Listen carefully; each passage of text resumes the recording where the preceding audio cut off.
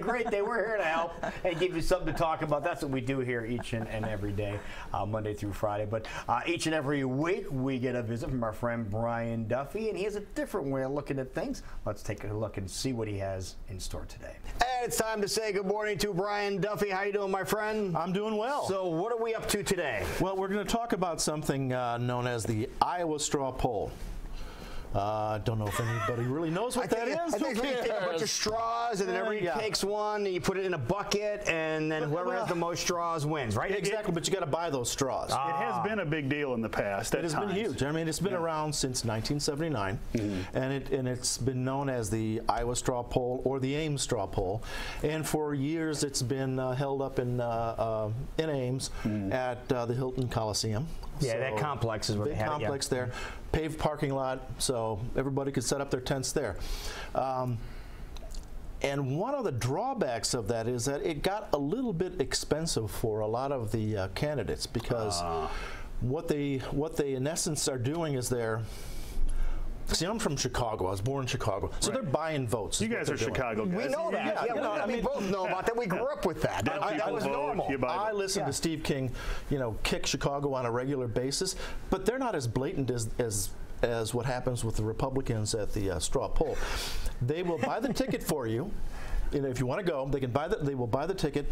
They will feed you there. Well, they'll bus you there, first of all. Yeah, they'll bring you there. They'll bring you there, bring you home, but feed you there, entertain you, keep you in an air-conditioned tent, and give you all kinds of goodies there. Maybe it's the most honest form of American politics, because everything's bought and paid for now. Right. At least here it's out in the open. It's in the open. This is true. I mean, yes. But they have entertainment, and the food isn't just, hot dogs. Oh, gosh, no. They go all out. I mean, that's part of it. You obviously, they think that the vote is through somebody's stomach, so they'll bring barbecues in and everything like that. So it's I've never been to one of these straw polls. If you went to one person's straw poll, could you go across the parking lot and go to somebody else's, or do you need a ticket to go to that? Oh, no. You get one ticket. You go in, and that allows you. But you first have to show your driver's license to show that you are in fact an Iowa resident. Because in the past, back in 1995, I believe, there were some questions as to people going in there that were bussed in from other states and were voting. So, they weren't too sure about that. And also, up until 1995, they would sell alcohol there. Something went wrong. I don't know what it was, but I'm not sure how that would have happened. But you can't do that anymore there. Okay. So, but yes, you can go into any tent, and you can, in essence, your vote, after it's paid for by one candidate, you can, you're not wedded to that. Yeah. You can go and vote for somebody else if they have, better position on certain subjects. A better band playing. Or the food's better. Yeah, the food's better. Yeah, there's a lot of reasons in there.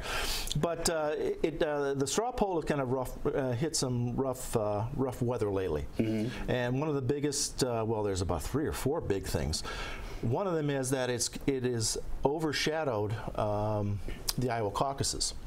Everybody is focusing on that, and the other thing too, it's knocked candidates out prior to the vote on the Iowa caucuses. So you've got something in the end of August, beginning of September, that knocks candidates right out.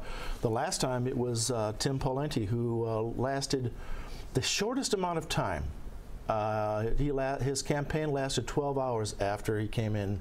I believe it was 3rd or 4th in the 2011 version of the straw poll, and he dropped out of the race. And it's also expensive.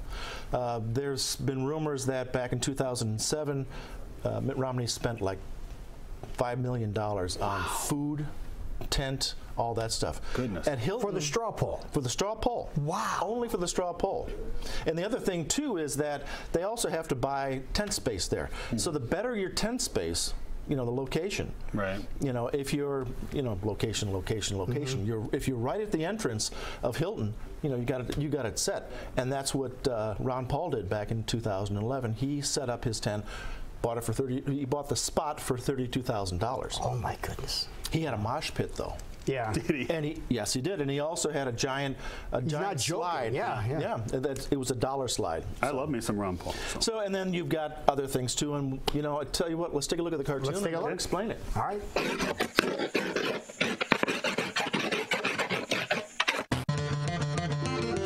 It has been a rough couple of years for the Iowa straw poll.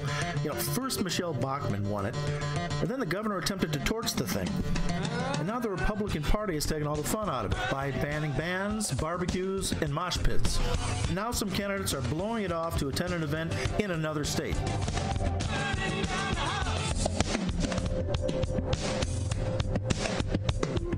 They banned bands? Well, it's they can't bring their own bands in, you know. Oh. So, you know, I don't know how they're going to make any money off of this. I'm sure they will, not a lot, but I don't think the Republican Party is hurting at the moment. See, for the caucuses, the parties pay for this, so they've got to come up with the money to pay for the caucuses themselves. Okay. So these are the fundraisers.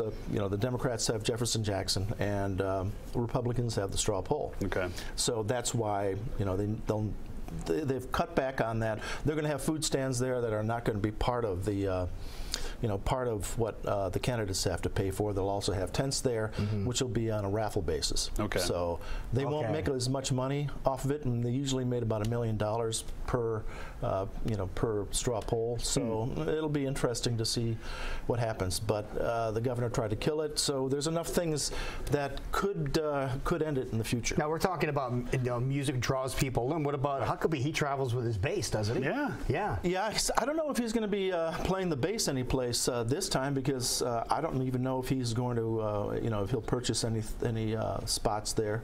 So, but they still can buy tickets. Okay. You know, I guess Romney back in 2007 bought about 20,000 tickets Holy at $35 a pop. Wow. See, and that really hurts the candidates that don't have that big bankroll. Right. So, in essence, what you're doing is you're preempting your own event by knocking these candidates out prior to the caucuses coming.